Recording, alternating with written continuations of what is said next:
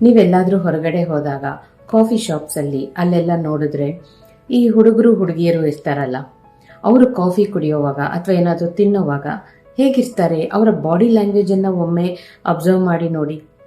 ಒಬ್ರು ಹೀಗೆ ಮಿಕ್ಸ್ ಮಾಡ್ತಾ ಇದ್ರೆ ಇನ್ನೊಬ್ರು ಕೂಡ ಅದೇ ರೀತಿ ಮಿಕ್ಸ್ ಮಾಡ್ತಾ ಇರ್ತಾರೆ. ಒಬ್ರು ಹೀಗೆ ಕೂತಿದ್ರೆ ಇನ್ನೊಬ್ರು ಹಾಗೆ ಕೂತಿರ್ತಾರೆ. ಅಂದ್ರೆ ಅವರಿಬ್ಬರ ಬಾಡಿ ಲ್ಯಾಂಗ್ವೇಜ್ ಅಷ್ಟು ಚೆನ್ನಾಗಿ ಮ್ಯಾಚ್ ಆಗ್ತಾ ಇದೆ, ಅದಕ್ಕೆ ಅವರಿಬ್ಬರಲ್ಲಿ ಹೊಂದಾಣಿಕೆ ಆಗ್ತಾ ಇದೆ.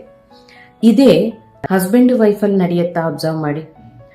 ಅವ್ರು ಹೇಗೋ ಇರ್ತಾರೆ, ಇವ್ರು ಹೇಗೋ ಇರ್ತಾರೆ, ಅವರಲ್ಲಿ ಹೊಂದಾಣಿಕೆ ಅನ್ನೋದೇ ಇರಲ್ಲ. ಸೊ NLP ಅಲ್ಲಿ ಇದಕ್ಕೆ ಒಂದು ಅದ್ಭುತವಾದ ಟೆಕ್ನಿಕ್ ಇದೆ, ರ್ಯಾಪೋ ಬಿಲ್ಡಿಂಗ್ ಅಂತ. ಅಂದ್ರೆ ನಾವು ಆಪೋಸಿಟ್ ವ್ಯಕ್ತಿ ಜೊತೆ ಮಾತಾಡುವಾಗ ಅವರ ಪೊಸಿಷನ್ ಹೇಗೆ ಕೂತಿದ್ದಾರೆ ನಾವು ಹಾಗೆ ಕೂರ್ಬೇಕು, ಅವ್ರು ಹೇಗೆ ಮಾತಾಡ್ತಿದ್ದಾರೆ ನಾವು ಹಾಗೆ ಮಾತಾಡಬೇಕು, ಅವರು ಯಾವ ಟೋನಲ್ಲಿ ಮಾತಾಡ್ತಿದ್ದಾರೆ ನಾವು ಅದೇ ಟೋನಲ್ಲಿ ಮಾತಾಡಬೇಕು. ಲಿಟ್ರಲಿ ಅವರನ್ನ ಕಾಪಿ ಮಾಡ್ಬೇಕು. ಹಾಗಂತ ಅವ್ರು ಏನ್ ಮಾತಾಡ್ತಾರೆ ಅದನ್ನೇ ಮಾತಾಡೋದು ಅಂತಲ್ಲ.